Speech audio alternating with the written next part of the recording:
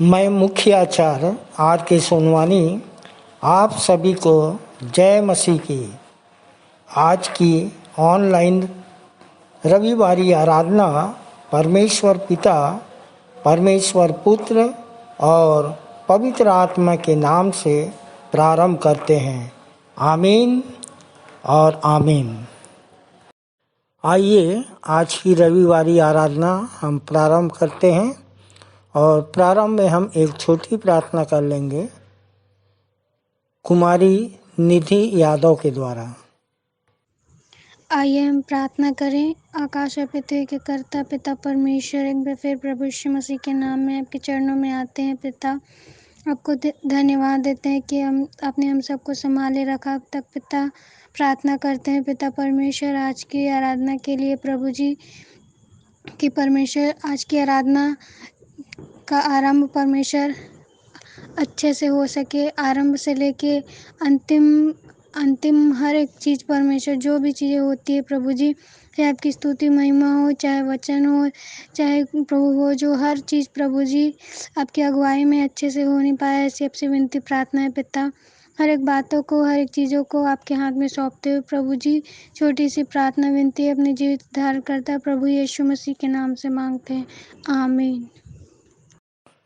परमेश्वर की महिमा में हम कुछ गीत गा लेंगे और पहला गीत गाएंगे हमन गाना गाबो से 21 नंबर, जब तक जिंदा रहूं प्रभु जी जपलू नाम तिहारा। आइए हम परमेश्वर पिता की महिमा के लिए हमन गाना गाबुन से एक गीत गा लेंगे। गीत नंबर है 21 और गीत के बोल हैं, जब तक जिंदा रहूं प्रभु जी जपलू नाम तुम्हारा।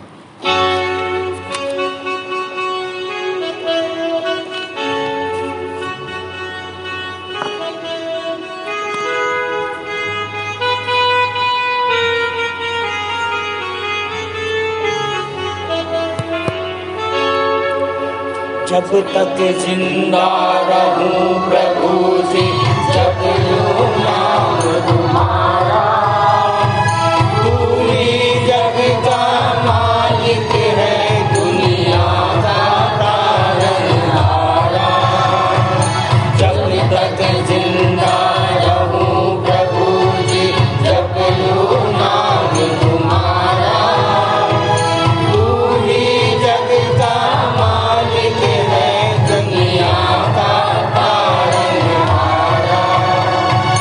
स्वर्ग धाम तज मानव बनकर इस धरती पर आया, हम सब पापिन कारण प्रभु जी मुक्ति पदारथ लाया। स्वर्ग धाम तज मानव बनकर इस धरती पर आया, हम सब पापिन कारण प्रभु जी मुक्ति पदारथ लाया।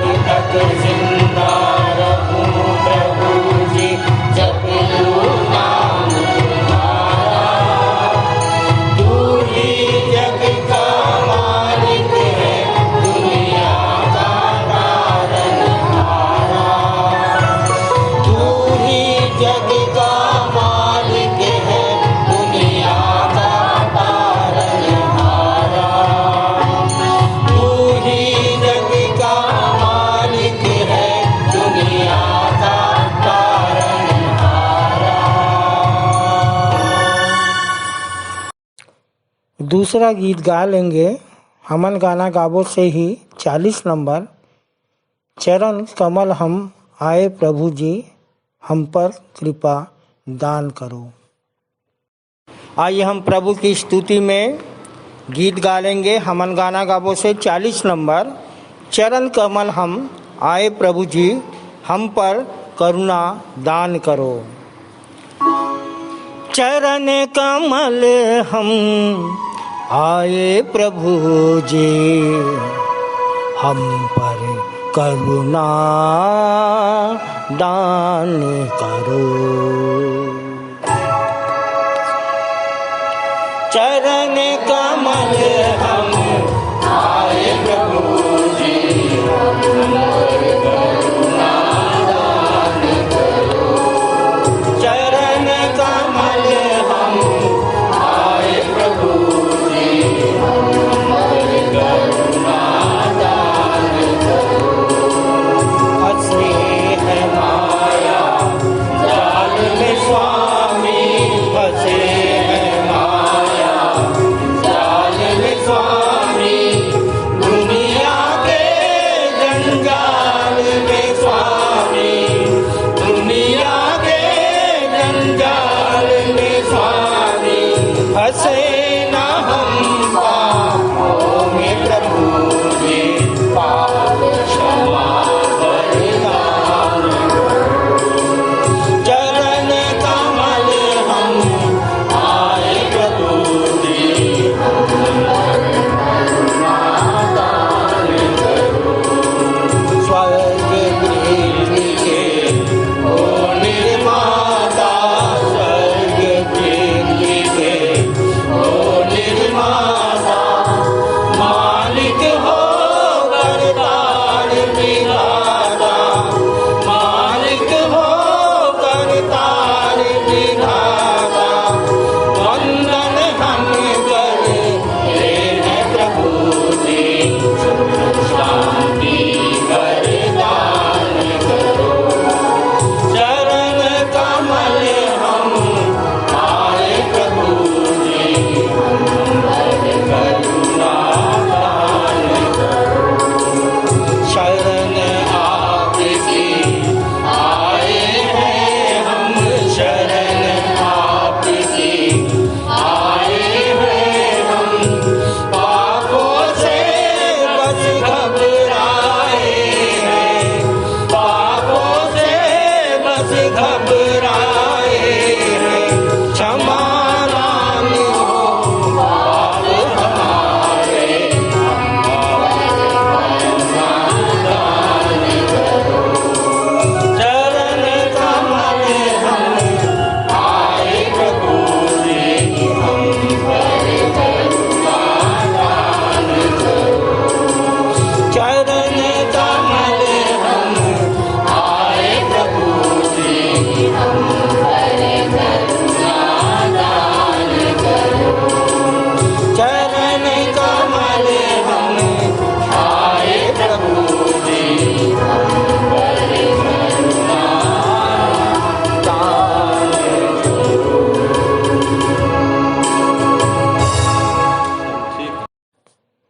यहोवा का धन्यवाद करना भला है। हे परम प्रधान, तेरे नाम का भजन गाना, प्रातः काल को तेरी करुणा और प्रति रात तेरी सच्चाई का प्रचार करना, 10 तार वाले बाजे और सारंगी पर और वीणा पर गंभीर स्वर से गाना भला है। क्योंकि हे यहोवा, तूने मुझको अपने काम से आनंदित किया है और मैं तेरे हाथों के कामों के कारण जय जयकार करूँगा। आइए परमेश्वर की महिमा में हम जाएं। मुख्य आराधना के प्रारंभ में हम एक गीत गा लेंगे। स्तुति के गीत से 116 नंबर, भोर के समय बोते दया रूपी बीज को। भोर के समय बोते दया रूपी बीज को, धूप में परिश्रम करते संतन को, धीरज से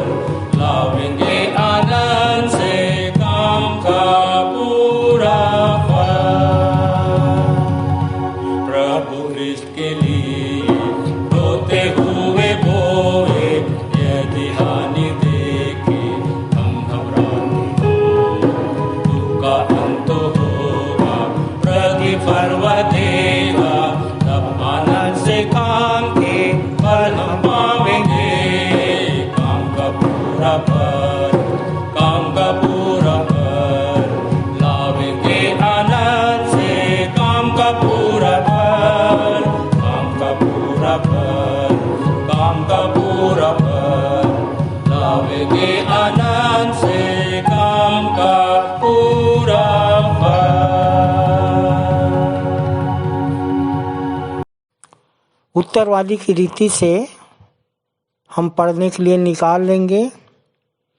लूका रचित सुसमाचार 13 अध्याय 1 से 21 पद तक पढ़ लेंगे, जिसको पढ़ने में अगुवाई करेंगे भाई करण गंगावने और उत्तर देंगी श्रीमती प्रीति गंगावने।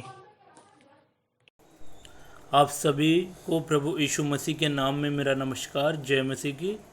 मेरा नाम करण गंगावने है और प्रभु में आए 11 वर्ष हो चुके हैं। आप सभी को जय मसीह की। मेरा नाम श्रीमती प्रीति गंगावने है और मुझे प्रभु में आए 8 वर्ष हो चुके हैं। आइए हम सब उत्तरवादी का पाठ पढ़ने के लिए निकाल लेंगे। लूका रचित सुसमाचार 13वां अध्याय पहला वचन से लेके हम 21 वचन तक पढ़ेंगे। पहला वचन मैं पढ़ूंगा और दूसरा वचन आप प्रीति के साथ पढ़ेंगे, जो पृष्ठ संख्या 112 में पाया जाता है। उसी समय वहाँ कुछ लोग उपस्थित थे जिन्होंने उसे उन गलीलियों के विषय में बताया जिनका लहू पिलातुस ने उन्हीं के बलिदानों के साथ मिलाया। उसने उत्तर देते हुए उनसे कहा, क्या तुम समझते हो कि ये गलीली अन्य सब गलीलियों से अधिक पापी थे कि उनकी यह दशा हुई? मैं तुमसे कहता हूँ नहीं, परंतु जब तक तुम मन न फिराओ तुम सब भी इसी प्रकार नष्ट हो जाओगे। या तुम समझते हो कि वे 18 व्यक्ति जिन पर शिलोह का गुम्मट गिरा और दबकर मर गए, यरूशलेम में रहने वालों से अधिक अपराधी थे?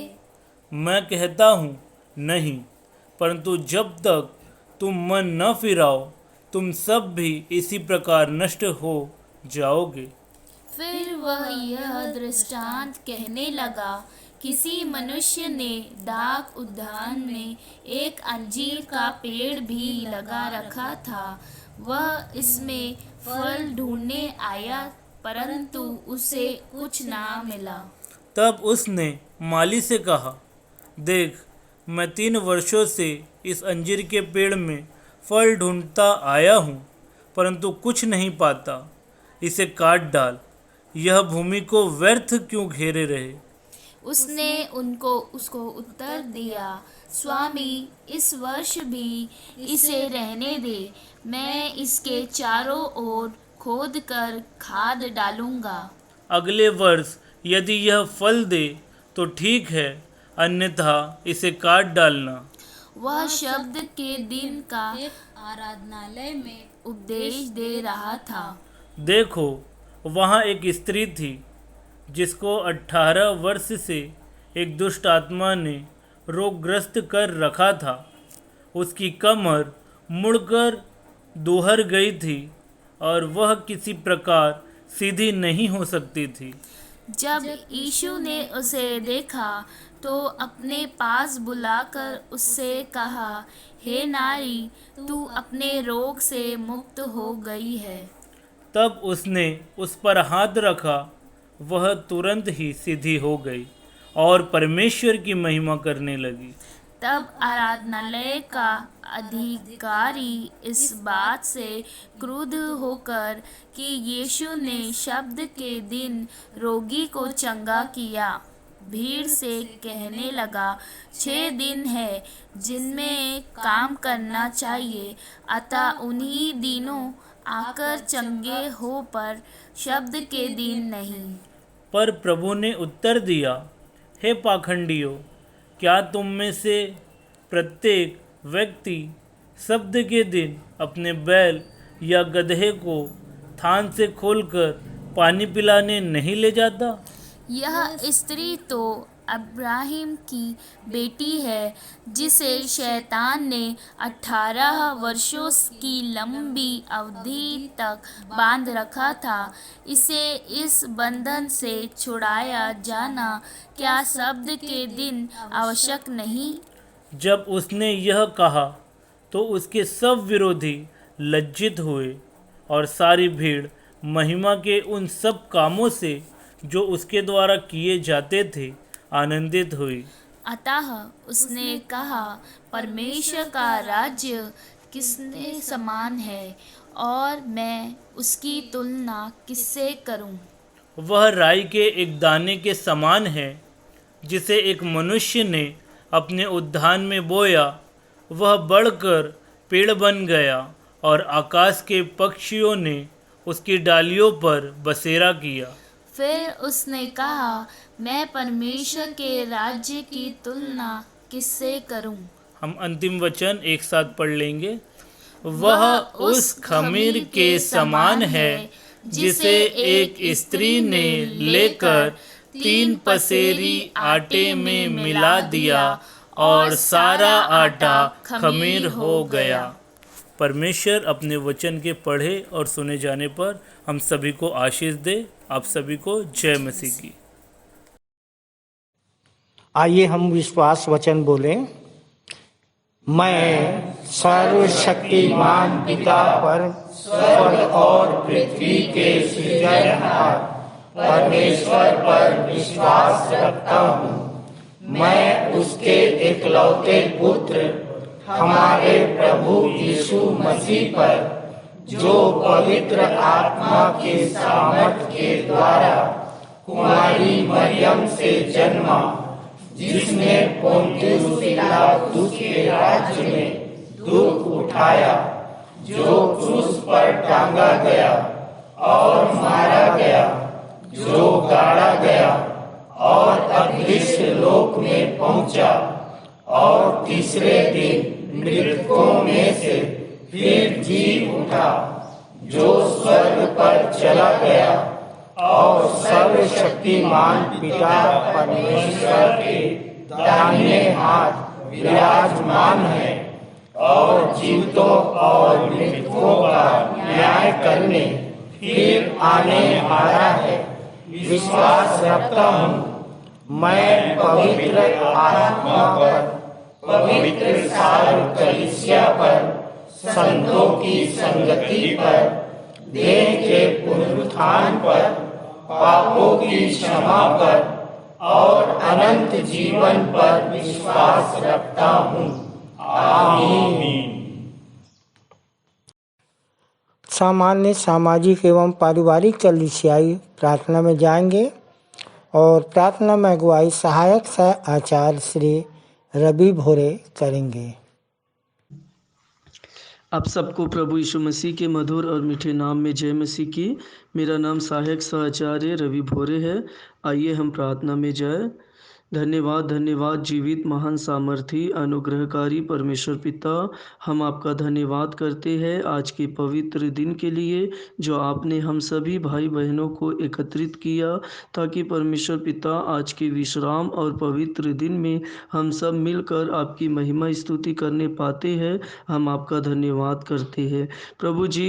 हम आपका धन्यवाद करते हैं बीते सप्ताह से लेकर अब तक आपने हम सब की अगुवाई की और हम सुरक्षित आपके भवन में पाए जाते हैं। इसके लिए भी आपका धन्यवाद हो। धन्यवाद प्रभु देश के लिए जिसमें हम अमन व चैन स्वतंत्रता के साथ रहने पाते हैं। परमेश्वर पिता हम प्रार्थना करते हैं धार्मिक अगुवों के लिए प्रभु जी, जो देश का संचालन करते हैं। उन्हें ज्ञान बुद्धि समझ पवित्र आत्मा से परिपूर्ण कीजिए, ताकि वो देश का संचालन अच्छी रीति से करने वाले हो सके और हमारे चैन में, हमारे देश में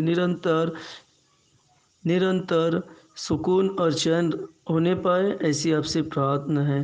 पिताजी हम प्रार्थना करते हैं प्यारे परमेश्वर पिता, इस मिशन हॉस्पिटल के सारे मरीजों के लिए परमेश्वर पिता, जो आते हैं मरीज बनकर, तो होने देना परमेश्वर पिता। हम उन मरीजों को आपके पवित्र हाथों में सौंपते हैं प्यारे परमेश्वर पिता। हम आपसे प्रार्थना करते हैं जैसे आज से 2023 वर्ष पूर्व आप बोलकर चंगाई दिया करते थे, उसी प्रकार परमेश्वर पिता यीशु मसीह के नाम से वो सारे मरीज चंगाई को प्राप्त कर सके। इन सब से बढ़कर आप जीवते सच्चे परमेश्वर को अपने जीवन का उद्धारकर्ता स्वीकार कर सके, ऐसी तुझसे प्रार्थना है। हम प्रार्थना करते हैं परमेश्वर पिता कर्मचारियों के लिए प्रभु जी, होने देना परमेश्वर पिता जो हॉस्पिटल में रहकर इलाज करते हैं, उन हर एक लोगों को भी हम आपके हाथों में सौंपते हैं परमेश्वर पिता। होने देना प्रभु जी, वो जिस किसी का भी इलाज करते हैं, आपके डर और आपके भय में वो इलाज करने वाले हो सके। और परमेश्वर पिता, जब वो इलाज करते हैं तो उन्हें ज्ञान बुद्धि समझ देना, ताकि आपकी ओर से वो अच्छे से इलाज करके मरीजों को चंगाई दे सके। इन सब से बढ़कर प्रभु जी, वो शारीरिक चंगाई के साथ साथ आत्मिक चंगाई को भी प्राप्त करने वाले हो सके, ऐसी आपसे प्रार्थना है। हम प्रार्थना करते हैं परमेश्वर पिता संडे स्कूल के टीचरों के लिए प्रभु जी, जबकि वो कितना कुछ परिश्रम करके संडे स्कूल के बच्चों को पढ़ाते हैं, तो होने देना प्रभु जी, उन बच्चों पर आपकी आशीष और अनुग्रह बना रहे। वो बच्चे मनुष्यों के डिडोल और आपके अनुग्रह में निरंतर आगे बढ़ सके। और जितने भी टीचर हैं परमेश्वर पिता, महिला सभा पढ़ाते हैं, उन हर एक लोगों को भी परमेश्वर पिता आप दर्शन और प्रकाशन से माला माल कीजिए परमेश्वर पिता, ताकि होने देना प्रभु जी, वो महिला सभा जब बच्चों को पढ़ाने का काम करती है, तो होने देना प्रभु जी कि आगे चल उन्हें भी दर्शन और प्रकाशन से माला माल कीजिए, ताकि वो भी परमेश्वर पिता जगत के छोर तक आपके गवाह ठहर सके, ऐसी तुझसे प्रार्थना है। हम प्रार्थना करते हैं प्यारे प्रभु जी जवान सभा के लिए।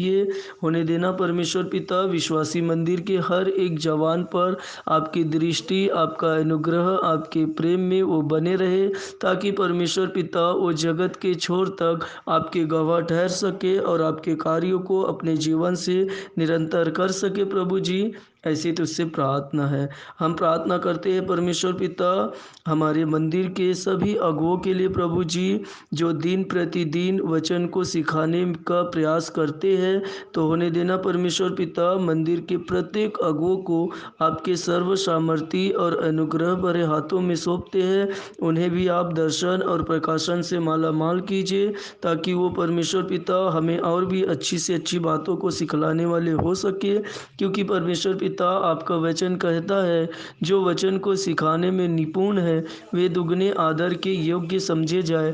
तो होने देना परमेश्वर पिता, इन्हें आप अपने दर्शन और प्रकाशन से माला माल कीजिए प्रभु जी, ताकि ये आपकी उपस्थिति में होकर हमें अच्छी से अच्छी बातों को बतलाने वाले हो सके, और उनकी बातों को हम अपने हृदय में, अपने जीवन में उतारने वाले हो सके, और न केवल 30 गुना 60 गुना परंतु 100 गुना फल लाने वाले हो सके प्रभु जी, ऐसी आपसे प्रार्थना है प्यारे परमेश्वर पिता। और क्या मांगे, आप मांगने से पहले और सोचने से ज़्यादा हमें सब कुछ देने वाले हमारे परमेश्वर पिता हो। आगे की शेष आराधना को आपके पवित्र और सामर्थी और अनुग्रह भरे हाथों में सौंपते हुए छोटी विनती यीशु मसीह के नाम से मांगते हैं, आमीन।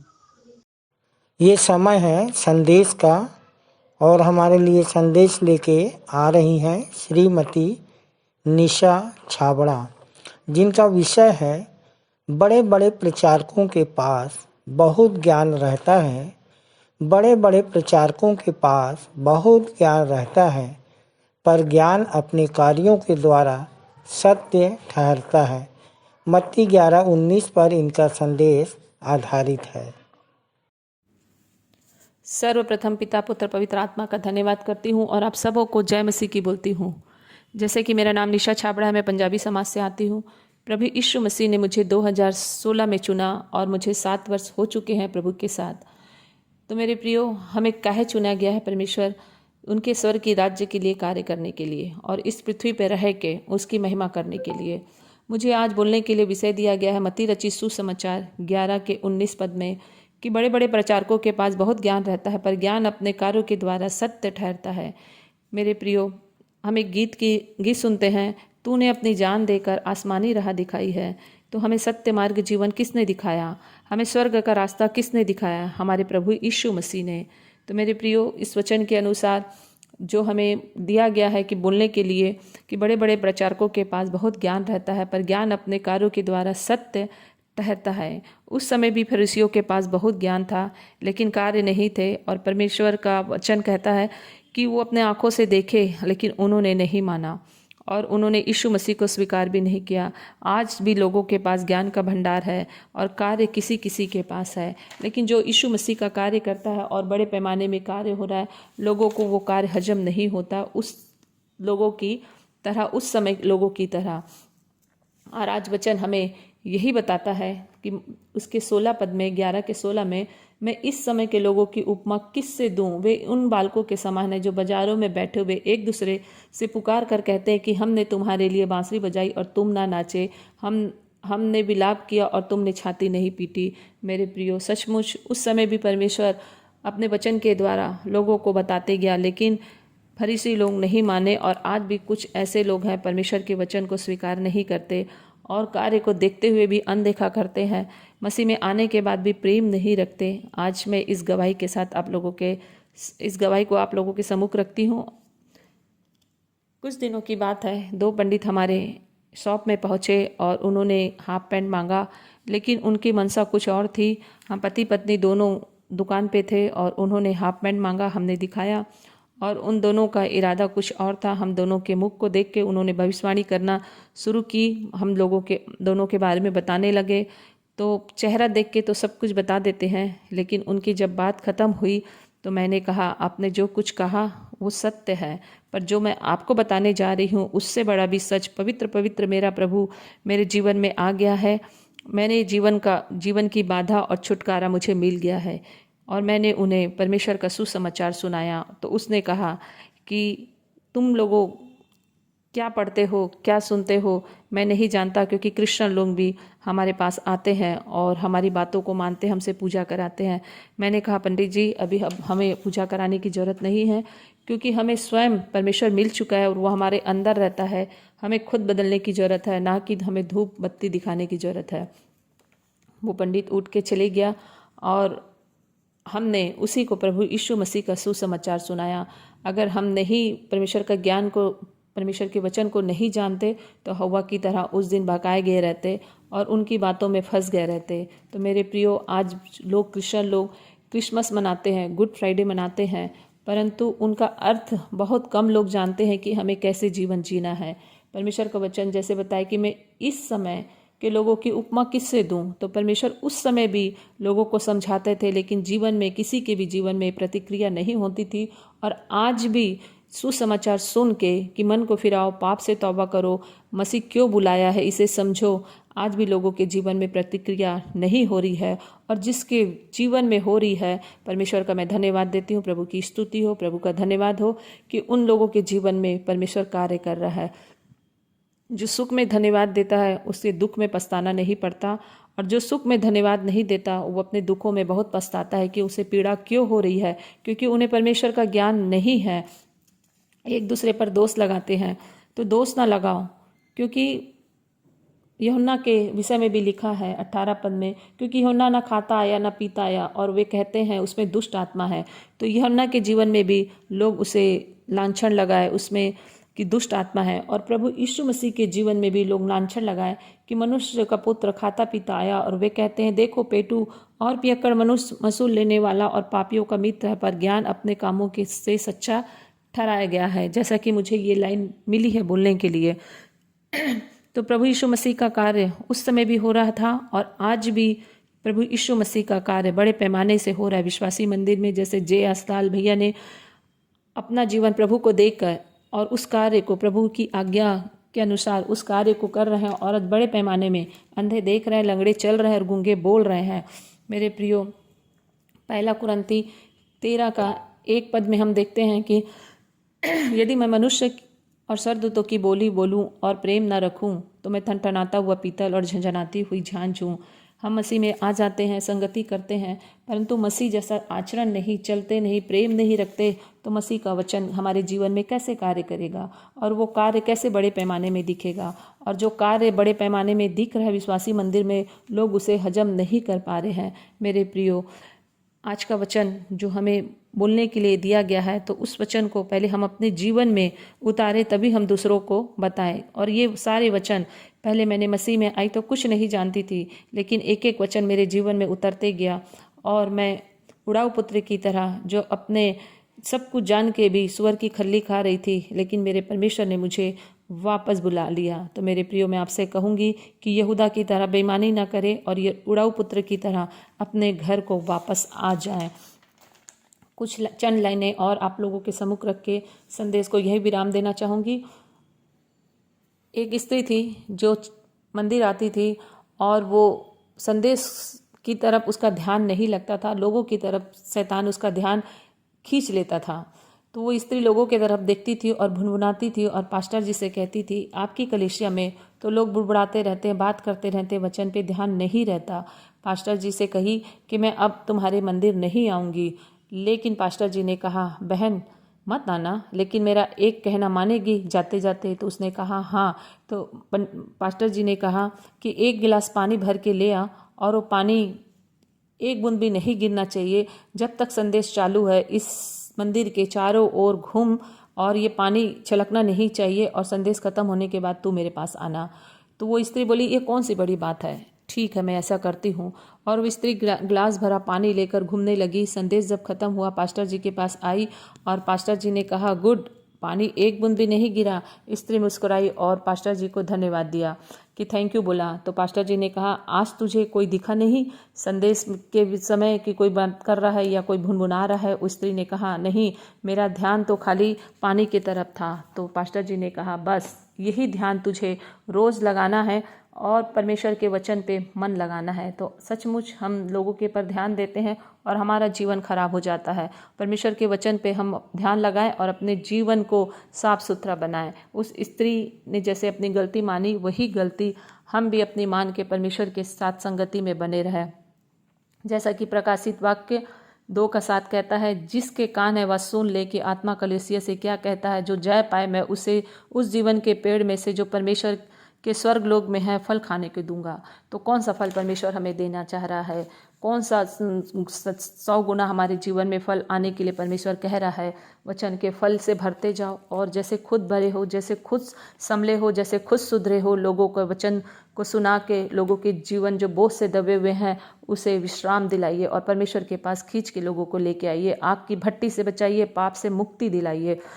एक छोटी सी लाइन और कह के संदेश को यही विराम करना चाहूँगी। एक मनुष्य था जो गांव की तरफ जा रहा था और दूसरा मनुष्य कुएं के पास बैठ के 27-27 पुकार रहा था। उस मनुष्य ने उसकी आवाज़ सुनी और उसके करीब गया कि वो कुएं की तरफ देख के 27-27 कह रहा था। वो मनुष्य कुएं की तरफ झांका और वो 27 वाले ने उसे ढकेल के कहा, 28-28-28। मेरे प्रियो, हम भी कहीं शैतान की तरफ तो सुन नहीं रहे हैं, नहीं तो हमारा भी नंबर 29 और 30 में गिनती आएगा। तो अपना मन परमेश्वर की ओर लगाए और परमेश्वर के वचन पे चले, क्योंकि अगर हम परमेश्वर के वचन के अनुसार चलते हैं तो कोई भी बाधा, कोई भी पंडित, कोई भी शैतान हमें बहका नहीं सकता। तो आज संदेश को यही, अपनी वाणी को यही विराम देती हूँ और आप सबको जय मसीह की बोलती हूँ। जय मसीह की।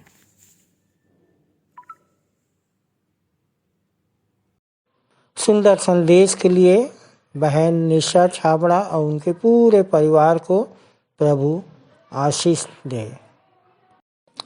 प्रभु भोज में जाएंगे और प्रभु भोज का संचालन सहायक सह आचार्य श्रीमती आरती करोसिया करेंगी। आप सभी को जय मसीह की। मेरा नाम श्रीमती आरती करोसिया है और मंदिर आते हुए 10 वर्ष हो गए। परमेश्वर पिता का धन्यवाद हो कि उन्होंने मुझे ये अवसर दिया कि मैं आज के प्रभु भोज की ब्यारी का संचालन कर सकूं। इसके लिए मैं पिता परमेश्वर का बहुत बहुत धन्यवाद करती हूं। प्रियो, प्रभु भोज में सम्मिलित होने से पहले प्रभु भोज से संबंधित कुछ महत्वपूर्ण बातें जो मैं आज आपसे करना चाहती हूं, कृपया ध्यानपूर्वक सुने। मैं उन लोगों से जो नए नए हैं या पहली बार आराधना में शामिल हो रहे हैं, विशेषकर उन लोगों से ये बातें करना चाहती हूँ, क्योंकि बहुत लोग पहली बार हमारे साथ आराधना में शामिल होते हैं और विश्वासी मंदिर में रोज़ ही नए नए लोग आते हैं और उन्हें प्रभु भोज से संबंधित पूरी जानकारी नहीं होती और वे कई तरह के प्रश्न करते हैं। कोई प्रभु भोज को प्रसाद समझता है और वो भी इसे लेना चाहते हैं। कोई सोचता है पता नहीं ये क्या है, ये लोग किसी को देते नहीं हैं। कुछ लोग इसे बिना जानकारी के रीति विधि के तौर पर लेते हैं और बहुत सी भ्रांतियाँ प्रभु भोज के विषय में होती है। प्रियो, प्रभु भोज वह है जो यीशु मसीह ने फसह के अंतिम दिन, जिस रात वे पकड़वाए जाने वाले थे, अपने चेलों के साथ लिया था।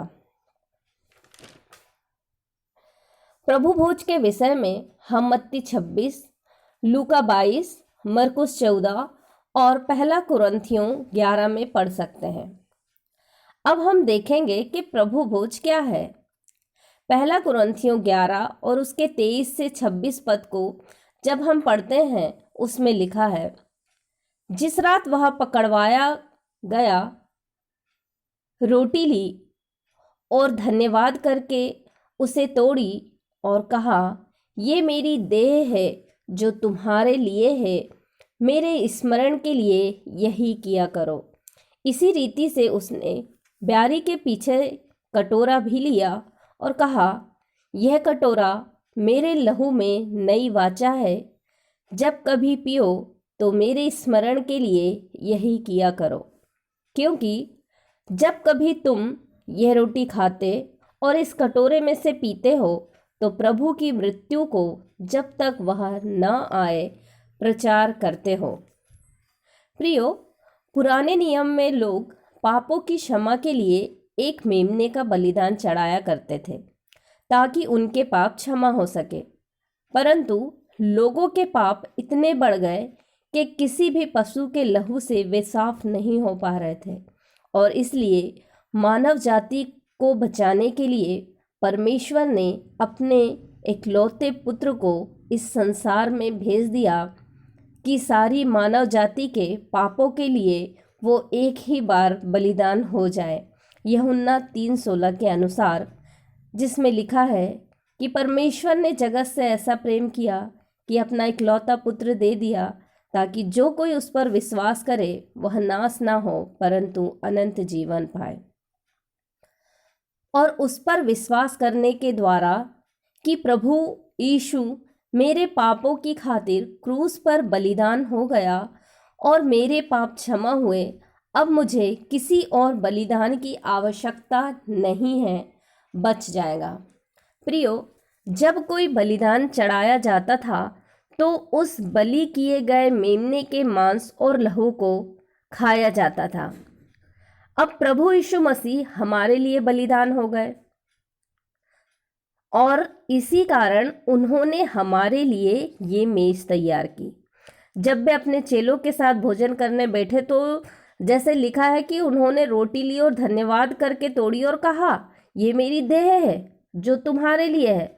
उसी रीति से उन्होंने ब्यारी के पीछे कटोरा लिया और कहा, यह कटोरा मेरे लहू में नई वाचा है, जब कभी पियो मेरे स्मरण के लिए यही किया करो। और यूहन्ना 6:53 से 57 में लिखा है, मैं तुमसे सच सच कहता हूँ कि जब तक तुम मनुष्य के पुत्र का मांस ना खाओ और उसका लहू ना पियो, तुम में जीवन नहीं।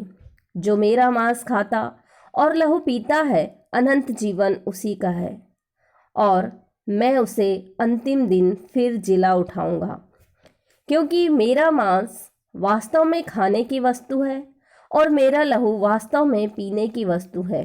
जो मेरा मांस खाता और मेरा लहू पीता है, वह मुझ में स्थिर बना रहता है और मैं उसमें। जैसे जीविते पिता ने मुझे भेजा और मैं पिता के कारण जीवित हूँ, वैसे ही वह भी जो मुझे खाएगा मेरे कारण जीवित रहेगा। प्रियो, रोटी को प्रभु यीशु मसीह ने अपनी देह का प्रतीक ठहराया है, और जो ब्यारी के पीछे कटोरा लिया उसमें दाखरस था, यानी कि अंगूर का रस, उसे अपने लहू का प्रतीक ठहराया, ताकि जब यीशु मसीह हमारे लिए बलिदान हुआ तो हम उस बलिदान किए हुए मेमने के अर्थात यीशु मसीह के मांस को और लहू को खा सके, जो रोटी और दाखरस के रूप में हमारे सामने परोसा जाता है। ये कोई प्रसाद नहीं है या ये ऐसे ही कोई साधारण सी खाने की वस्तु नहीं कि कोई भी इसे खा ले। यह वह पवित्र मेज पर रखा गया प्रभु भोज है जो हमेशा हमें प्रभु के उस बलिदान को याद दिलाता है कि एक पवित्र मेमना अर्थात यीशु मसीह हमारे पापों के कारण क्रूस पर बलिदान हो गया। उसने अपनी देह हमारे लिए तोड़ दी, अपने लहू का एक एक कतरा हमारे पापों की क्षमा के लिए बहा दिया। इसे कोई भी नहीं ले सकता, कोई भी व्यक्ति इसे ऐसे ही नहीं ले सकता। सिर्फ वही जिसने प्रभु यीशु मसीह पर विश्वास किया और यीशु मसीह को अपना व्यक्तिगत उद्धारकर्ता के रूप में ग्रहण करके जल संस्कार अर्थात बपतिस्मा लिया हो और उसके मार्ग पर चलता हो, सिर्फ वही इसे ले सकता है। क्योंकि जब कभी हम प्रभु भोज लें तो लिखा है मेरे स्मरण के लिए यही करना। मतलब जब भी प्रभु भोज ले तो प्रभु के उस बलिदान को याद करना है, उसके दुखों को, उसके दर्द को याद करें जो उसने हमारे लिए सहे, और उसकी मृत्यु का जब तक वह ना आ जाए प्रचार करना है कि एक पवित्र मेमना अर्थात यीशु मसीह ने जगत का पाप उठा लिया और क्रूस पर बलिदान हो गया, वो हमारे लिए मारा गया। पहला कुरिन्थियों 11 से 27 पद में लिखा है, इसलिए जो कोई अनुचित रीति से प्रभु की रोटी खाए या उसके कटोरे से पिए वह प्रभु की देह और लहू का आदि ठहरेगा।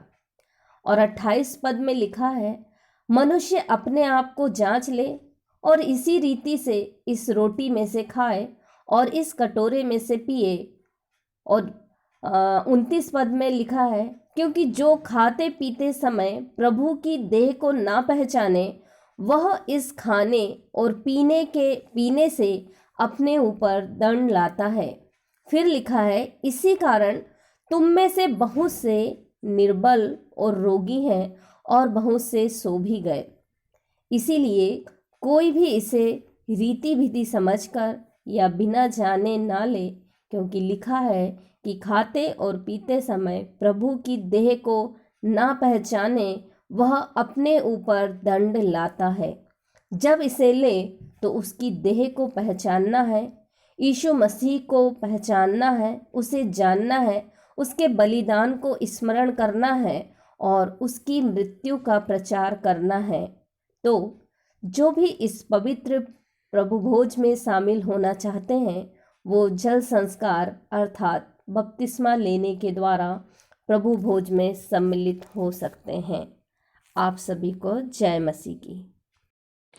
प्रभु भोज पर सुंदर संदेश के लिए बहन आरती और उनके पूरे परिवार को प्रभु आशीष दे। आइए अपनी अपनी भेंटों एवं धन्यवादी भेंटों को देने के द्वारा परमेश्वर की महिमा करेंगे। और इस समय हम गीत गा लेंगे स्तुति के गीत से 110 नंबर, हृदय भेंट चढ़ाएं प्रभु को स्तुति प्रशंसा करें। तत्पश्चात भेंट की प्रार्थना करने में अगुवाई करेंगी श्रीमती माया पिंजवार।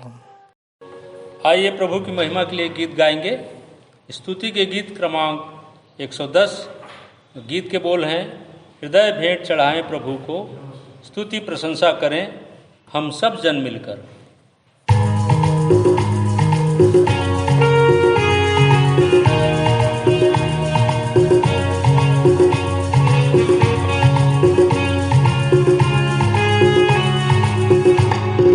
हृदय भेंट चढ़ाए प्रभु को स्तुति प्रशंसा करें हम सब जन मिलकर। हृदय भेंट चढ़ाए प्रभु को स्तुति प्रशंसा करें हम सब जन मिलकर। पाप का भार उठाने आया मसीह जग में, पाप का भार उठाने आया मसीह जग में।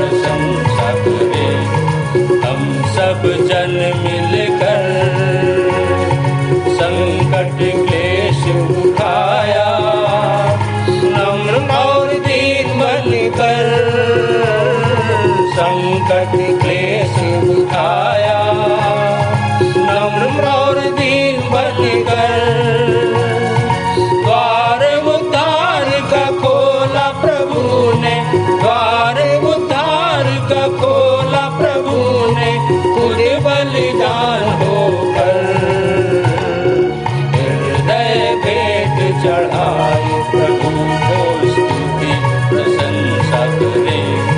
हम सब जन मिलकर अर्पण कर दे तुझको, आत्मा प्राण देह को अर्पण कर दे तुझको, आत्मा प्राण देह को। रक्षा करो प्रभु इस जीवन में, रक्षा करो प्रभु इस जीवन में, विनती हमारी यही हृदय भेंट चढ़ाए प्रभु को स्तुति प्रशंसा करें। हम सब जन मिलकर हृदय भेंट चढ़ाए प्रभु को स्तुति प्रशंसा करें। हम सब जन मिलकर, हम सब जन मिलकर, हम सब जन मिलकर। आप सबको जय मसीह की। मेरा नाम माया बिंजवार है और प्रभु में आए हुए मुझे 3 वर्ष से अधिक हो चुके हैं। परमेश्वर पिता का धन्यवाद करती हूँ कि मुझे भेंट की प्रार्थना करने का अवसर मिला है। इसके लिए परमेश्वर पिता का हृदय से धन्यवाद करती हूँ।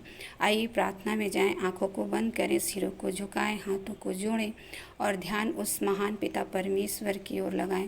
आशीषों की अपरंपार वर्षा करने वाले हमारे एकमात्र जीवित अनुग्रहकारी सर्वशक्तिमान प्रेमी पिता परमेश्वर, हम आपके पवित्र सामर्थी चरणों के सम्मुख आते हैं।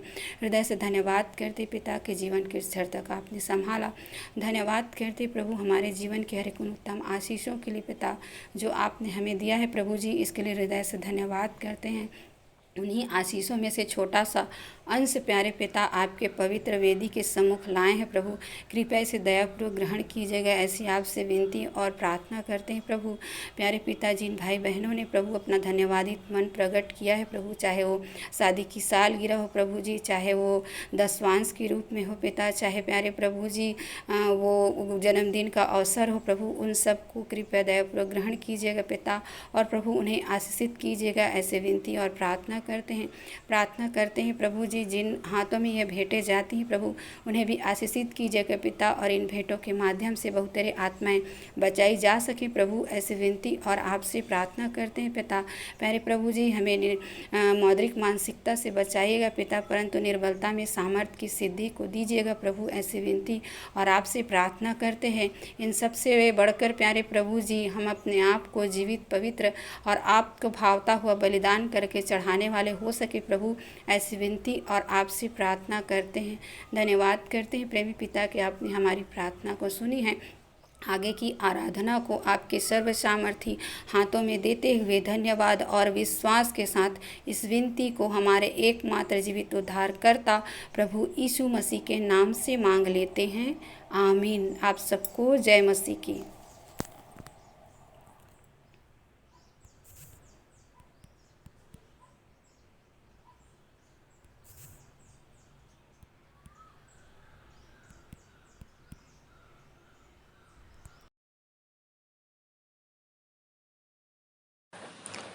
मैं मुख्य आचार्य R.K. सोनवानी आप सभी को जय मसीह की।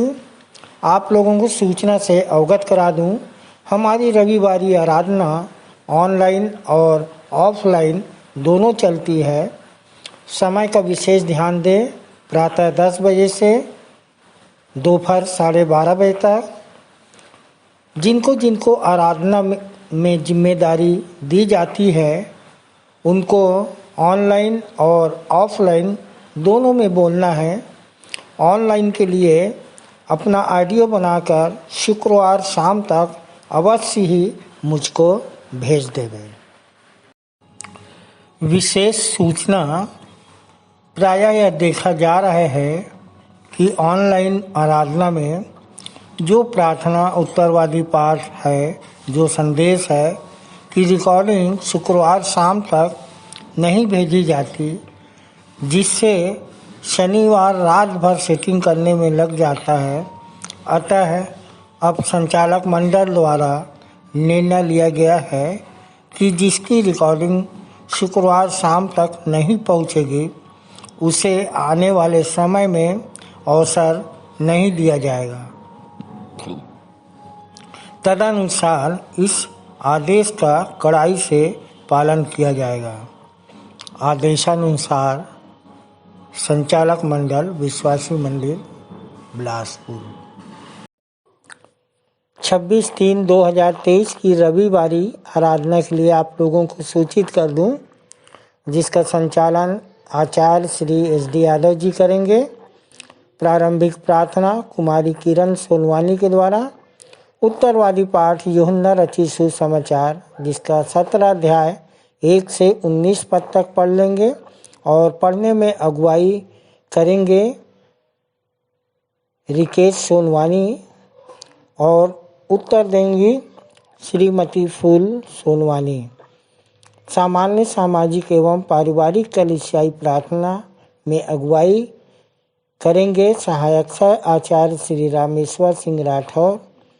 संदेश होगा कुमारी रोशनी ओगले के द्वारा, जिनका विषय है प्राण बचाना माने खोना, प्राण बचाना माने खोना, प्राण खोना माने बचाना। लूका 9:24 आप अपने संदेश के लिए ले सकती हैं। प्रभु भोज संचालन आचार्य श्रीमती प्रीतिमा कुर्रे के द्वारा। भेंट की प्रार्थना भाई दुर्जन जोगी के द्वारा। मुख्य संदेश अपने संचालक जी से उत्तरवादी पाठ पर सुन लेते हैं। अंतिम प्रार्थना में अगुवाई भाई कमल सूर्यवंशी करेंगे और सह संचालिका श्रीमती अर्चना दास जी की आशीष से सभा का समापन करेंगे। धन्यवाद। आइए और अंत में सुन लेते हैं अपने मंदिर के संचालक जी द्वारा पिछले सप्ताह के संदेशों की समीक्षा, मंदिर की वर्तमान स्थिति एवं भविष्य की योजनाएं तथा उत्तरवादी पाठ पर संक्षिप्त टिप्पणी। सबको जय मसीह की। परमेश्वर का धन्यवाद हो कि उसकी दया अनुग्रह से हम सब कुशल से पाए जाते हैं। और प्रियो, जबकि सारे विश्व की विपरीत परिस्थिति चल रही है और इस समय स्पष्ट दिखाई दे रहा है कि अंत के दिन बहुत निकट हैं। सारे जगत में सुसमाचार का प्रचार किया जा रहा है। युद्धों की चर्चा आप सुन रहे हैं। आकाश की शक्तियाँ कैसे हिल रही हैं, ये भी सब आप देख रहे हैं। सो अब हमको तैयार हो जाना है कि बहुत जल्दी शीघ्र ही हमारे प्रभु यीशु मसीह बादलों पर आने वाले हैं। और बस इसी तैयारी में हमको आगे बढ़ना है। और हम स्मरण करते हैं कि पिछले सप्ताह हमारे बीच में हमारे बहुत पुराने मेंबर, 26 साल पुराने मेंबर जो लंबे समय तक रायगढ़ चले गए थे, श्री संतोष खूंटे, और उन्होंने ये संदेश दिया और उनका विषय था होली के रंग या होली के संग। सो मेरे प्रियो, आप सब जानते हैं कि तीज त्यौहार में, उत्सवों में लोग खोए हुए हैं, परंतु हमको उस उत्सव रूप होली में नहीं, परंतु पवित्रता के साथ अपना जीवन यापन करना है। इसका अर्थ यही है। और इसलिए भाई ने बहुत ही सुंदर वर्ष लिया, 2 कुरिन्थियों 5:17, जहाँ इस प्रकार से लिखाया है, सो अब से 17, सो यदि कोई मसीह में है तो वह नई सृष्टि है, पुरानी बातें बीत गई हैं, देखो वे सब नई हो गई हैं। भाई संतोष खूंटे को मैं इसलिए भी स्मरण करता हूँ कि जब हमारे पास स्तुति के गीत नहीं थे, बड़े चर्च में भी ये जो सेटिंग आज हमारे पास है वो नहीं थी, और उसको छांट कर भाई ने जब छपवाया था तो सब जानते हैं कि छपाई करने के लिए जो कंपेयर करना पड़ता है, देखना पड़ता है, शब्द से शब्द मिलाना पड़ता है, प्रेस में जाकर बैठना पड़ता है, तो कितनी मेहनत लगती है, कितना कठिन काम है ये। और भाई ने रात दिन एक करके ये काम किया, और जिसके कारण से आज हमारे पास ये स्तुति के गीत पुस्तक है।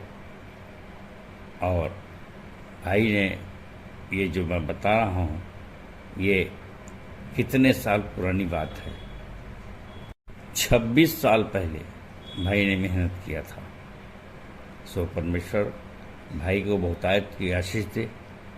और भाई ने सुंदर सुंदर कोटेशन से समझाया कि कैसे हम, क्योंकि न मैं होली के रंग में रंगा और न होली खेलने वालों के संग चला, मैं प्रभु में नई सृष्टि के साथ यीशु के पीछे चलता चला, क्योंकि अब फिर आसमान जुए में जुटना मेरा काम नहीं, नए मनुष्यत्व को पाकर पुरानी चाल चलन को फिर अपनाना मेरा काम नहीं। भाई ने बहुत ही सुंदर सुंदर कोटेशन के साथ वचन को सामने रखा। इफिसियों 5:8, तुम ज्योति के संतान हो, इसलिए ज्योति के संतान की नहीं चलो, और अविश्वासियों के साथ असमान जुए में न जुटो। दूसरा कुरिन्थियों 6:17, उनके बीच में से निकलो। और कुलुसियों 2:6 और 8, प्रभु में जड़ पकड़ते जाओ। और इतने सुंदर कोटेशन के साथ भाई ने अपने संदेश को रखा।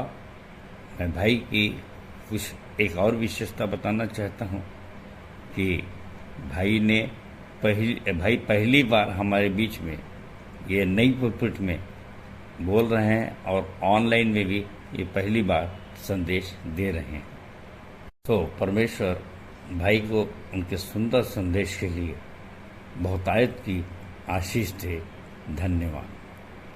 और इसके पश्चात हमारी आचार्या पूनम साहू ने प्रभु भोज का संचालन किया, और सुंदर गवाही के साथ बहन ने अपने संदेश को प्रारंभ किया और बताया कि दे करके अपना देह और लहू बचाया है हमारे जीवन, आइए उसी देह और लहू को करें हम स्मरण।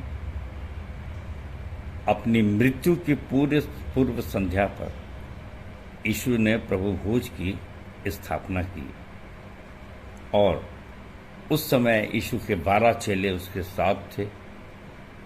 और बहन ने बताया कि सब में कोई न कोई कमी, कोई न कोई बुराई थी, वे सिद्ध नहीं थे, और यीशु सबके बारे में जानते थे, परंतु वो उनको इनकार नहीं किए। उनको बनाने के लिए, उनको आगे मजबूत करने के लिए, सिद्ध करने के लिए प्रभु ने उपाय किए, और जानते हैं क्रूस पर अपना प्राण दिया, तीसरे दिन वो जी उठे। हम स्मरण करते हैं उन चेलों को, जैसे पतरस, यीशु मसीह जानते थे कि उसमें बाद वो मुकर जाएगा। थोमा जो अविश्वासी था, और यहूदा इस्करियोती, जब कैसे उसको 30 चांदी के सिक्के में पकड़वा दिया, और बहन ने सारी बातों के लिए बहुत सुंदर कविता लिखी, 2 लाइन की। तो प्रभु ने उस समय उनको अपनी संगति दी, सिद्ध बनाने का प्रयास किया, और बहन ने बताया कि प्रभु की वाचा को पूरा करके हो जाएं हम सिद्ध, जिससे हमारी देह प्राण और आत्मा को छू भी नहीं सकेगा शैतान रूपी गिद्ध। तब हमारी देह प्राण आत्मा को छू भी नहीं सकेगा शैतान रूपी गिद्ध। तो प्रियो, जबकि यीशु का लहू हमें सब पापों से शुद्ध करता है, पहला यूहन्ना 1:7, तो जैसा लिखाया है मत्ती 5:48 में कि सिद्ध बनो जैसा तुम्हारा परमेश्वर पिता सिद्ध है। सो इस विधि में हमको हमेशा शुद्ध बुद्धि और शुद्ध विवेक से भाग लेना चाहिए और अंश अंश करके हम भी तेजस्वी बन सकते हैं। तो परमेश्वर बहन को उनके सुंदर संदेश के लिए बहुतायत की आशीष दे। धन्यवाद। प्रियो, अब इसके पश्चात मेरा संदेश था जो कि मत्ती 26:1-16 पर आधारित था और मैंने प्रश्न किया था कि ईश्वर को आप किस रूप में देखना चाहते हैं। और आज के समय में एक बड़ी समस्या है कि लोग, कोई उसको सराखों पे बैठालता है और कोई उसको कुछ भी तुच्छ जानता है। और यहाँ पर देखिए दो व्यक्तित्व हैं। एक व्यक्तित्व है जिसने बहुमूल्य इत्र को, जो अपनी शादी ब्याह के लिए रखी थी, वो पापनी स्त्री, अलग अलग सुसमाचारों में उसका वर्णन है। और मैंने बताया था कि लूका 7:36-38 में भी है और मरकुस 14:3 में भी है और संभवतः उसका नाम मरियम था, ऐसा टीकाकार कहते हैं।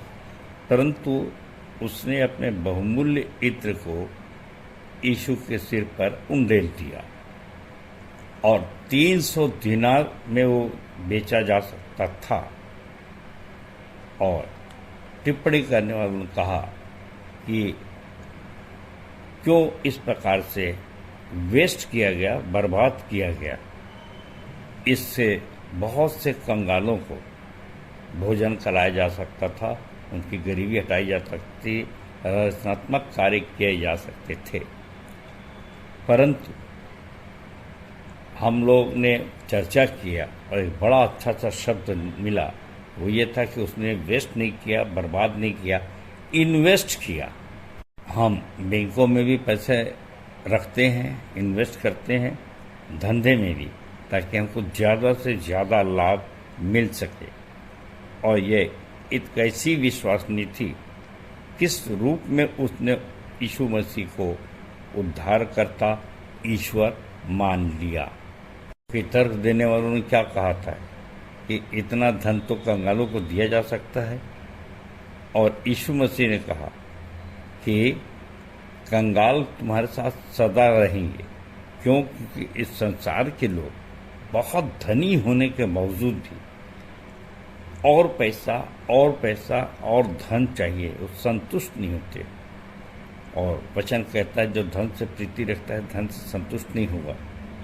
और प्रकाशित वाक्य 3:17 है, तू जो कहता है मैं धनी या धनवान हो गया हूँ, तू नहीं जानता, तू अभागा, तू अंधा, कंगाल और नंगा है।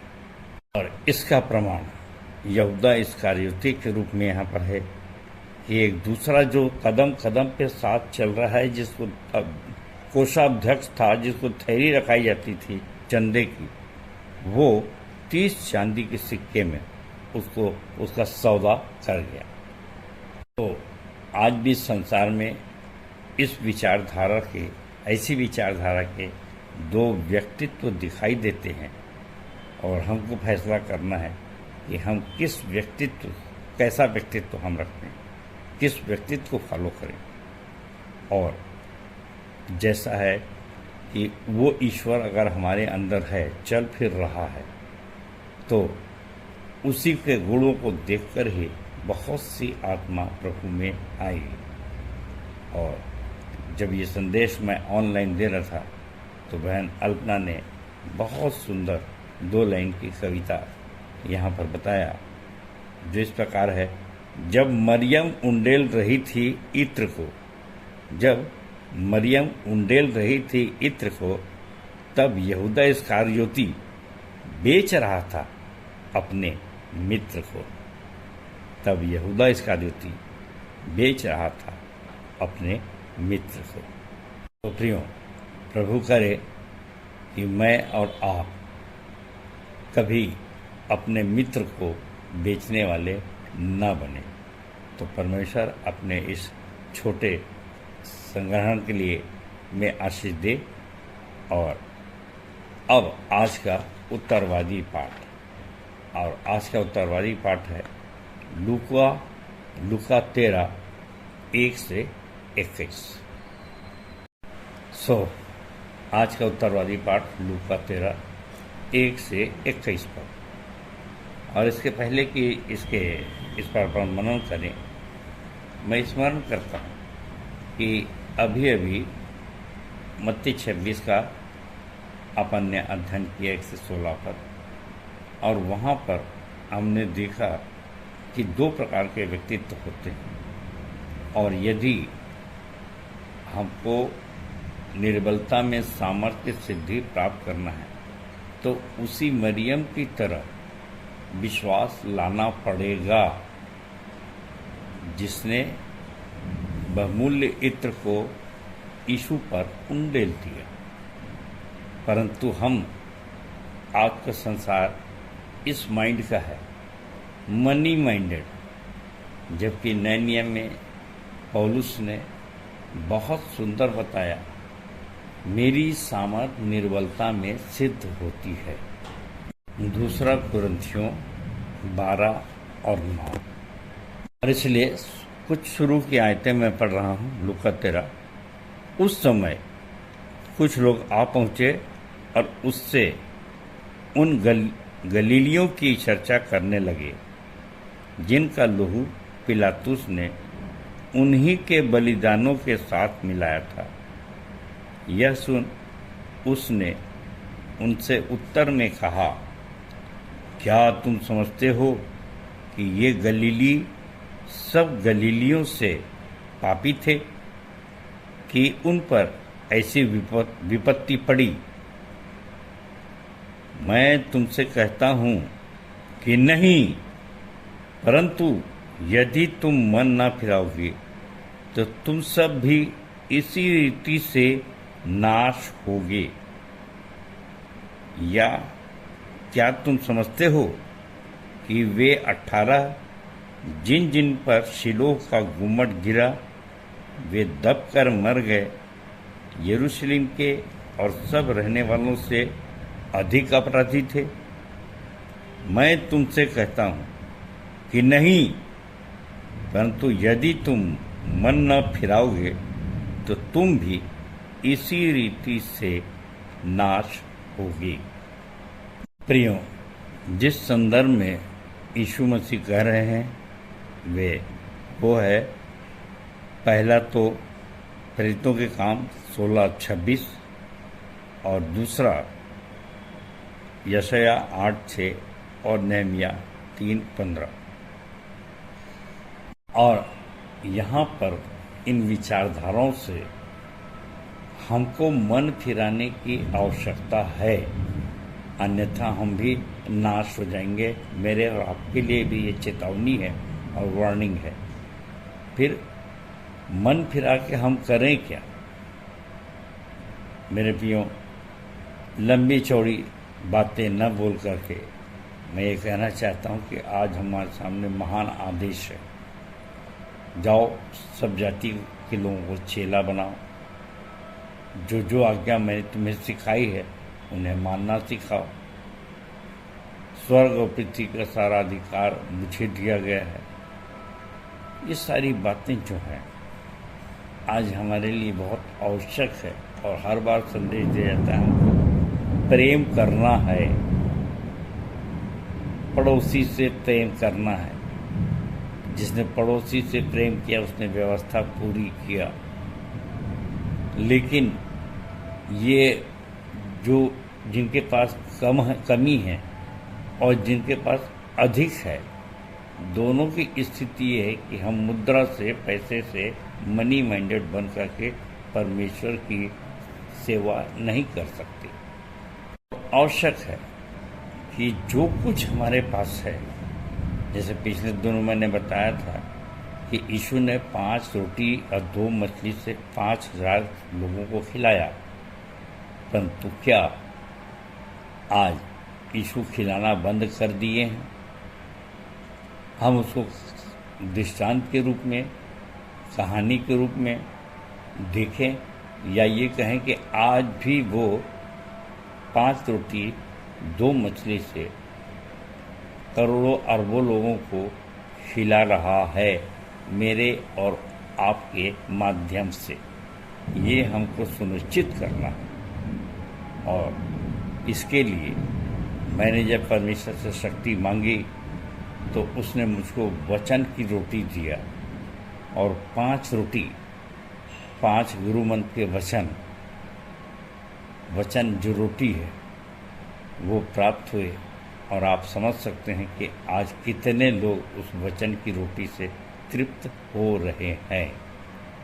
प्रियो, आज कैसे हमको मन फिराना है और कैसे हम निश्चित होंगे अपने लिए, अपने संपर्क में आने वाले लोगों के लिए, हमारे वे प्राचीन जिन्होंने हमको शिक्षा दिया। और मेरे ढूंढने का ढंग यही है कि रीति विधि की शिक्षा तो बहुत मिल जाती है, परंतु हम सिद्धि की शिक्षा नहीं प्राप्त कर पाते। और ऐसा अन्याय मैं अपने आने वाले समय के बच्चों के लिए और अपने बच्चों को ऐसा संदेश नहीं देना चाहता। मैं चाहता हूँ कि जितनी घटनाएं यीशु मसीह के साथ हो रही है, दृष्टांत बन के न रह जाएं, परंतु सब प्रैक्टिकल और व्यवहार में ऐसा कर सकें। और इसलिए तब सुनिश्चित हो कि वास्तव में हमने मन फिराया है और नाश होने से बच सकते हैं या बच गए हैं। कि आज का पाठ यही है कि यीशु मसीह ने कहा कि पौलुस ने उसे कहा, यीशु मसीह ने कहा मत्ती 11 और उसके 16 में आपके सामने पढ़ रहा हूँ कि 16 मैं इस समय के लोगों की उपमा किससे दूं?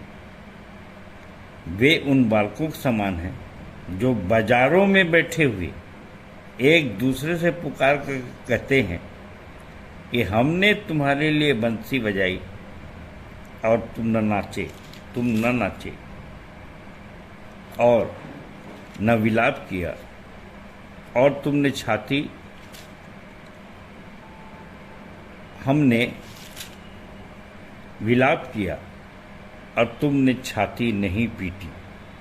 तो प्रियो, ये धर्म का रास्ता जो हम अख्तियार किए हैं, ये मार्केटिंग ना हो जाए, व्यापार ना हो जाए, और इसके लिए एक धार्मिक अगुआ दूसरे धार्मिक अगुआ पर उंगली उठाता है और हम दोष निकालने वाले ना बने कि दूसरों की कमियां निकालते रहें, दूसरों कहते रहे भाई मन फिराओ। एक ने कहा मन फिराओ, दूसरे ने कहा तुम मन फिरा, और पता लगा मन फिराना दोनों में ढाई ढुसुम हो गई, क्योंकि एक दूसरे पर दोष लगा रहे हैं।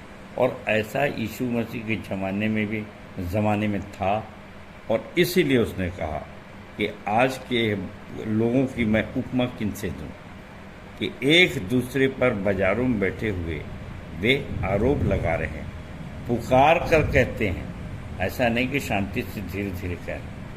सो आप समझ गए होंगे कि हमको कैसा आचरण करना है और हमारी स्थिति क्या है। दोष मत लगाओ, परंतु अपना काम इतना अच्छा करो, इतना सुपर करो कि, और दूसरे अगर आलोचना भी करते हैं तो कोई बात नहीं, उनको धन्यवाद कहो।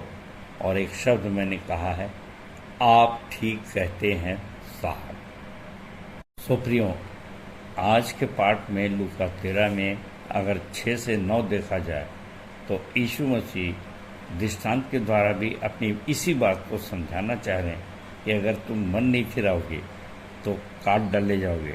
और यीशु ने कहा कि अंगूर की बारी में एक अंजीर का पेड़ लगा हुआ था जिसमें फल नहीं था और उसने चाहा कि उसको काट दें, परंतु माली ने रिक्वेस्ट किया, निवेदन किया कि प्रभु इसे 8वें पद में उसने उनको उत्तर दिया कि हे स्वामी, इसे 1 वर्ष तो और रहने दे कि मैं इसके चारों ओर खोद कर खाद डालूं, सो आगे फले तो भला, नहीं तो उसे काट डालना। तो प्रियो, आइए एक कदम सिद्धि की ओर बढ़ाएं। और इसके बाद 10 से 17 पद में एक कुबड़ी स्त्री को सप्त के दिन यीशु मसीह चंगा करते हैं। और देखिए कैसे लोग उनके पीछे पड़े थे। धार्मिक लोग, सबसे ज़्यादा समस्या यही है कि कोई न कोई आलोचना करके डोमिनेट करें। और क्योंकि बाजार है, धंधा है, क्या करें। अगर यीशु सब काम करते रहेंगे, सच्चे धर्मी सत्य को बता देंगे, तो धंधा कैसे चलेगा, पेट कैसे चलेगा। अपन जानते हैं, अपन सप्त के दिन को इतवार का दिन कहते हैं और इस पर भी कई विचारधाराएं हैं संसार में। बहुत से लोग शनिवार को मानते हैं, शनिवार को आराधनालय जाते हैं, और हम जो इतवार को लगाते हैं उसको पाप भी समझते हैं। तो मैंने पहले भी इसमें कहा है कि एक छल्ला है, उसका छोर कहाँ है। ये 7 दिन पूरे गोल हो गए हैं, इसलिए इन समस्या में आप मत फंसिए। और यहाँ पर वो यीशु मसीह ने जो उत्तर दिया 16 पद में, वो आपके सामने पढ़ रहा हूँ।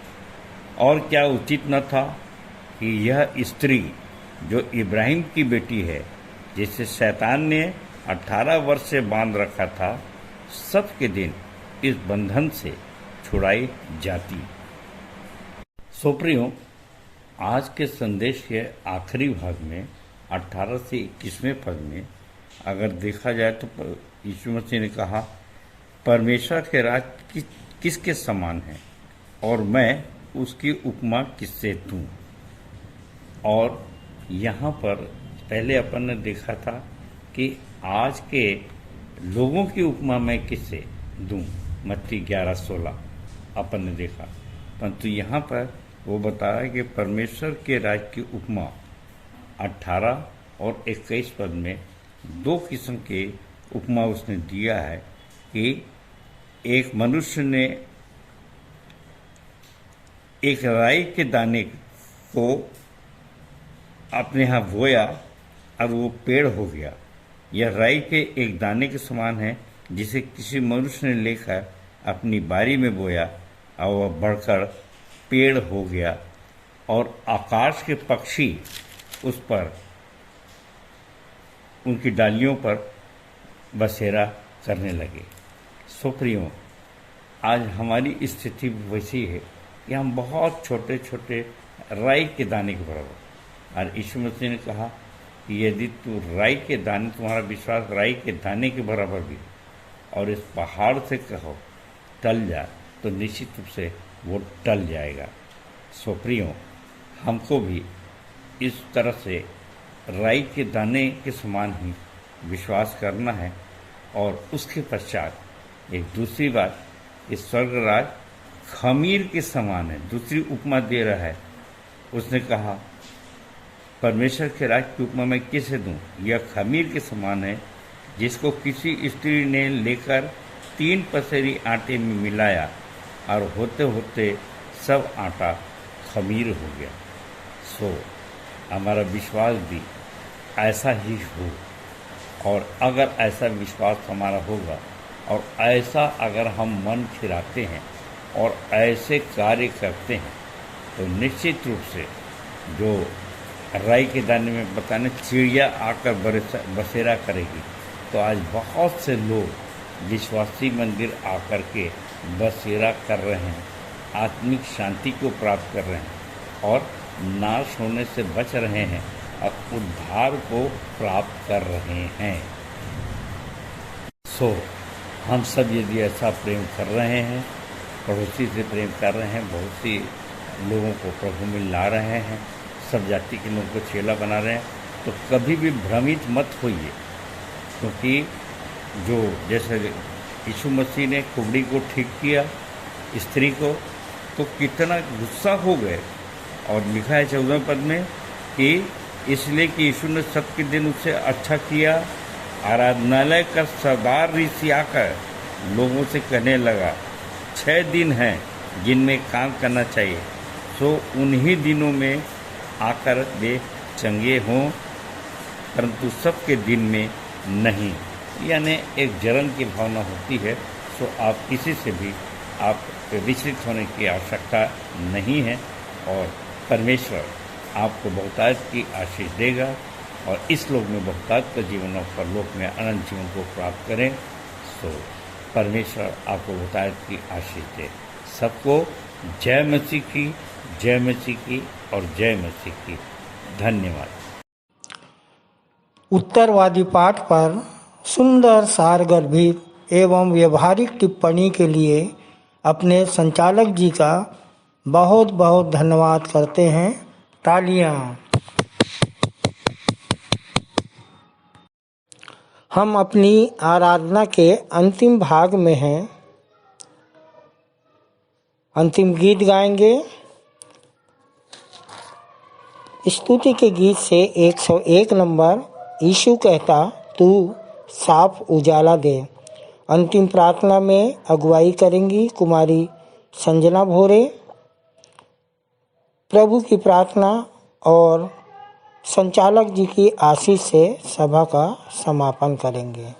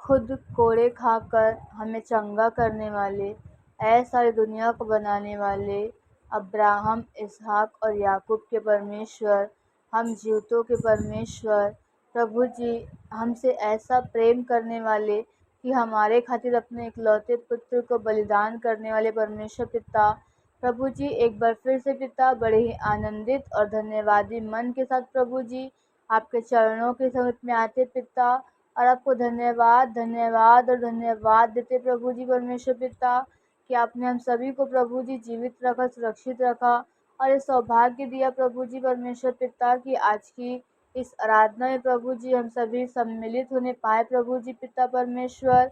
इसके लिए पिता आपको धन्यवाद देते हैं प्रभु जी। प्रार्थना करते परमेश्वर पिता कि हमारी संपूर्ण आराधना परमेश्वर पिता आपको सुखदायक सुगंध के रूप में ग्रहण योग्य हो सके प्रभु जी परमेश्वर पिता। ऐसी आपसे प्रार्थना है हे प्रभु जी। धन्यवाद देते पिता कि जिस दिन को देखने की स्वर्गदूत भी लालसा करते परमेश्वर पिता, उसमें प्रभु जी आपने हमें शामिल किया। प्रभु जी हमें परमेश्वर पिता अपने पास बुलाया प्रभु जी, इसलिए आपको धन्यवाद देते हैं। पिता प्रार्थना करते हैं जैसे आप और पिता एक हो प्रभु जी, वैसे ही परमेश्वर पिता हम भी प्रभु जी आप में एक हो जाए पिता। ऐसा अनुग्रह प्रभु जी हम पर करना परमेश्वर पिता, ऐसी आपसे दुआ है। प्रभु जी प्रार्थना करते पिता जो वचन का बीज आज यहाँ पर बोया गया है परमेश्वर पिता, हम सभी के हृदयों में प्रभु जी वो 100 गुना फल लाने वाला हो सके प्रभु जी। हम उसे सुनकर भूलने ना पाए प्रभु जी, परंतु उसके अनुसार परमेश्वर पिता हम जीवन जीने वाले हो सके परमेश्वर पिता। ऐसा विशेष अनुग्रह हम सभी पर करना प्रभु जी परमेश्वर पिता, ऐसी आपसे प्रार्थना है पिता। हे प्रभु जी प्रार्थना करते परमेश्वर पिता जितने नाम प्रभु जी प्रार्थना निवेदन के रूप में प्रभु जी आज इस मंदिर में लिखाए गए हैं परमेश्वर पिता, दर्ज किए गए प्रभु जी, उन सभी नामों के लिए परमेश्वर पिता कि उनके जीवन की जो भी समस्या है, चाहे वो शारीरिक हो, मानसिक हो, आत्मिक हो, पारिवारिक हो, उनकी सारी समस्या यीशु मसीह के नाम से दूर होने पाए प्रभु जी परमेश्वर पिता। और प्रभु जब परमेश्वर पिता वो अगले सप्ताह इस मंदिर में आते प्रभु जी, तो एक बड़ी गवाही को लेकर के आने पाए परमेश्वर पिता, ऐसी आपसे दुआ है पिता परमेश्वर। हे प्रभु जी प्रार्थना करते हैं परमेश्वर पिता, प्रभु जी प्रार्थना करते हैं परमेश्वर पिता आगे के जीवन को प्रभु जी आपके सामर्थ्य अनुग्रह भरी हाथों में सौंपते हैं। जितने लोगों ने भी प्रभु जी परमेश्वर पिता आज प्रभु जी अपने खेतों से प्रभु जी परमेश्वर पिता अंश को प्रभु यहाँ पर लाया है परमेश्वर पिता, चाहे वो चावल के रूप में हो, दाल के रूप में हो, किसी भी रूप में हो पिता, प्रभु जी आप उसे भी ग्रहण करना पिता, ऐसे से दुआ है परमेश्वर पिता। सारी बातों का धन्यवाद देते हुए आपके विशेष दया आशीष अनुग्रह हमारे मंदिर के संचालक जी पर, सह संचालक जी पर, सह संचालिकाओं पर, सभी आचार्यों पर, उनके पूरे परिवारों पर, इस मंदिर के प्रत्येक सदस्यों पर विशेष रूप से चाहते हुए छोटी विनती प्रभु यीशु मसीह के नाम से मांगते हैं, आमीन। हे हमारे पिता, तू जो स्वर्ग में है, तेरा नाम पवित्र माना जाए, तेरा राज्य आए, तेरी इच्छा जैसे स्वर्ग में पूरी होती है, वैसे ही इस पृथ्वी पर भी पूरी हो। हमारे दिन भर की रोटी आज हमें दे, और जैसे हमने अपने अपराधियों को क्षमा किया है, वैसे ही तू भी हमारे अपराधों को क्षमा कर, और हमें परीक्षा में ना डाल, परंतु बुराई से बचा, क्योंकि राज्य, पराक्रम और महिमा सदा तेरे ही हैं, आमीन। और अब शांतिदाता परमेश्वर, जिसने भेड़ों के महान रखवाले हमारे प्रभु यीशु मसीह को सनातन वाचा के लोहू द्वारा मृतकों में से जीवित कर दिया, तुम्हें सब भले गुणों से परिपूर्ण करे, जिससे तुम उसकी इच्छा पूरी करो और जो कुछ उसकी दृष्टि में प्रिय है वह यीशु मसीह के द्वारा हमारे अंदर पूरा करे। उसी की महिमा युगान युग होती रहे, आमीन।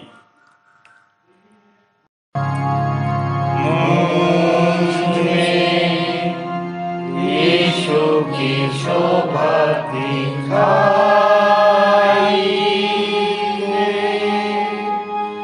उसका अद्भुत प्यारा संगीत हे तू